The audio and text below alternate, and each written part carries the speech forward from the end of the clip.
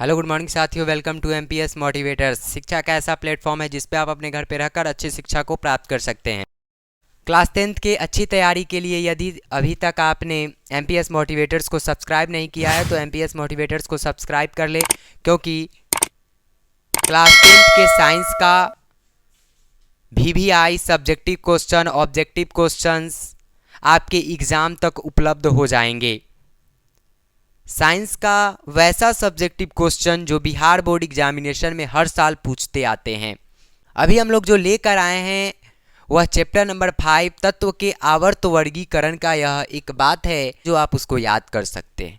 जैसे आया है नंबर 1 में मेंडलीव का आवर्त सारणी, मेंडलीव का आवर्त सारणी, और आया एक आधुनिक आवर्त सारणी। जरा इसको समझेंगे।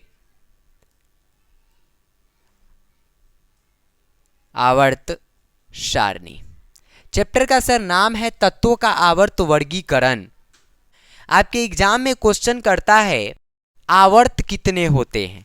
आवर्त तो याद रखिएगा, आवर्त होते हैं 7, वर्ग होते हैं 18। वर्ग कितने होते हैं? 18। आवर्त कितने हैं सर? 7 हैं। वर्ग कितने हैं? 18। यह ऑब्जेक्टिव क्वेश्चंस बनता है, लेकिन हमारा अभी उद्देश्य है मेंडलीव आवर्त सारणी को भी समझ लेना और आधुनिक आवर्त सारणी को भी समझ लेना। तो एग्जाम में क्वेश्चन आ सकता है कि मेंडलीव के आवर्त सारणी तथा आधुनिक आवर्त सारणी के बीच अंतर स्पष्ट करे। ओके ना? तो समझते हैं। इस साइड है आपका मेंडलीव का, मेंडलीव। ये हो गया आधुनिक, मतलब इसको बी मान लेते हैं। क्या? मॉडर्न। क्या? मॉडर्न, आधुनिक। इसके बीच में अंतर पूछता है एग्जाम में, ठीक है? तो सीखिएगा। जो मेंडलीव का आवर्त सारणी है, इसमें मेंडलीव एक वैज्ञानिक का नाम है। मेंडलीव का आवर्त सारणी, यह मेंडलीव का एक सारणी है। और आधुनिक आवर्त सारणी को दिए थे मोस्ले ने। कौन दिया था? इसका नाम याद रखिएगा, मोस्ले। आधुनिक आवर्त सारणी को किसने दिया? मोस्ले ने दिया। मेंडलीव का आवर्त सारणी में मेंडलीव ने तत्वों को परमाणु द्रव्यमान के क्रम में सजाया था। इन्होंने किसके क्रम में सजाया था? परमाणु द्रव्यमान में सजाया था। और आधुनिक आवर्त सारणी परमाणु संख्या के क्रम में सजाया गया था। यहां से भी ऑब्जेक्टिव बनता है सर, ठीक है? पूछ देगा आधुनिक आवर्त सारणी में मोस्ले ने तत्वों को किस क्रम में सजाया था? तत्वों को परमाणु संख्या के क्रम में सजाया था। और मेंडलीव ने तत्वों को परमाणु द्रव्यमान के क्रम में सजाया था। मेंडलीव में क्षैतिज कतारें, सीखिएगा, क्षैतिज कतार को हम आवर्त कहते हैं, उदग्र स्तंभ को हम वर्ग कहते हैं, ठीक है? तो आपसे क्षैतिज कतार भी पूछ सकता है, उदग्र स्तंभ भी पूछ सकता है। तो देखिए, इसमें ना क्षैतिज कतार था। मेंडलीव के आवर्त सारणी में क्षैतिज कतारें या क्षैतिज स्तंभ भी दे देता है। तो क्षैतिज कतार था 6, उदग्र स्तंभ था 8, ठीक है? उदग्र था 8। और मॉडर्न में क्या था? आधुनिक आवर्त सारणी में क्षैतिज कतार था आपका 7। क्षैतिज कतार कितनी थी? 7 थी। और उदग्र स्तंभ आपका था 18। उदग्र स्तंभ 18, कतार भी बोला जा सकता है 18, कोई दिक्कत? क्या कहता है? इसमें अक्रिय गैस के लिए कोई जगह नहीं था। अक्रिय गैस के लिए कोई जगह नहीं। अक्रिय गैस के लिए कोई जगह नहीं। इसमें 18, वर्ग 18 में रखा गया है। वर्ग 18 अक्रिय गैस। चलिए याद करते हैं, याद करने का आपको प्रयास करवाते हैं। सीखिएगा। सर एग्जाम में आ गया है क्वेश्चन कि मेंडलीव के आवर्त सारणी तथा आधुनिक आवर्त सारणी के बीच अंतर स्पष्ट करे। तो मेंडलीव ने तत्वों को परमाणु द्रव्यमान के क्रम में सजाया था। आधुनिक आवर्त सारणी में तत्वों को परमाणु संख्या के क्रम में सजाया गया है। मेंडलीव के आवर्त सारणी में क्षैतिज कतारें अर्थात आवर्त होती है, उदग्र स्तंभ अर्थात वर्ग 8 होती है।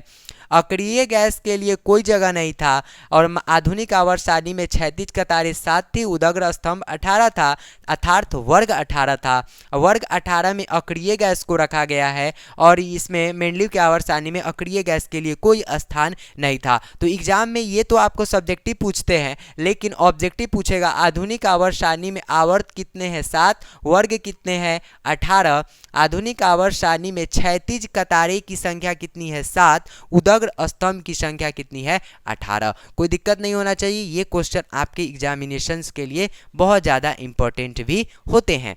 फिर एक और क्वेश्चन देखते हैं, धातु और अधातु के बीच में अंतर। तो धातु और अधातु के बीच में आपसे पूछता है भौतिक गुण के आधार पर धातु अधातु में अंतर स्पष्ट करे और धातु और अधातु के बीच रासायनिक गुण के आधार पर अंतर स्पष्ट करे।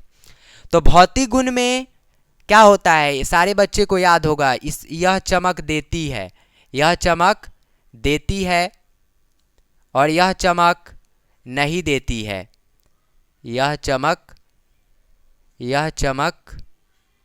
नहीं देती है।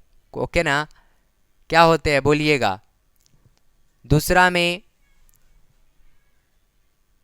धातुएं कठोर होती है और अधातुएं कैसी होती है, मुलायम होती है।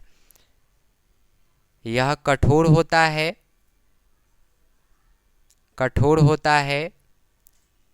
यह मुलायम होता है। 2 नंबर में आएगा, आप इसको लिख दीजिएगा, ठीक है ना, स्क्रीनशॉट ले सकते हैं आप, यह मुलायम होता है, ठीक है। भौतिक गुण के आधार पे यह चमक देती है, यह चमक नहीं देती है, यह कठोर होता है, यह मुलायम होता है, ठीक है। यहां से ये क्वेश्चंस बन गए। आपसे इसी चैप्टर में पूछता है 2 ऐसे धातु के नाम बताइए, क्वेश्चन सुनिएगा, 2 ऐसे धातु के नाम बताइए जो मुक्त अवस्था में पाए जाते हैं, मुक्त अवस्था में पाए जाते हैं। मुक्त अवस्था मतलब कि सोना, क्या सोना भी पाया जाता है, सोना को आप कहते हैं Au, चांदी Ag, प्लेटिनम प्लेटिनम को आप Pt के द्वारा सूचित करते हैं। तो मुक्त अवस्था में भी पूछता है 2 ऐसे धातु के नाम बताइए जो मुक्त अवस्था में पाए जाते हैं, सोना, चांदी और प्लेटिनम, याद रखिएगा, ठीक है। ये 2 सब्जेक्टिव क्वेश्चन। और यहाँ से एक और क्वेश्चन कि सोना, चांदी और प्लेटिनम का उपयोग आभूषण बनाने में क्यों किया जाता है। तो सोना चांदी क्या होते हैं, बहुत कम अभिक्रियाशील धातु होते हैं। सोना, चांदी और प्लेटिनम क्या होते हैं, बहुत कम अभिक्रियाशील धातु होते हैं। इनमें क्या होती है, चमक होती है, ये मुक्त अवस्था में पाए जाते हैं, इसलिए हम लोग इनका उपयोग आभूषण बनाने में करते हैं। शुद्ध सोना कितने कैरेट का होता है, शुद्ध सोना कितने कैरेट का, 24 कैरेट का होता है, ये आपको याद होना चाहिए। मैं और सब्जेक्टिव क्वेश्चन इंपॉर्टेंट लेकर आऊँगा, फिर हम लोग नेक्स्ट वीडियो में न्यू सब्जेक्टिव क्वेश्चंस के साथ मिलते हैं। इसके लिए धन्यवाद।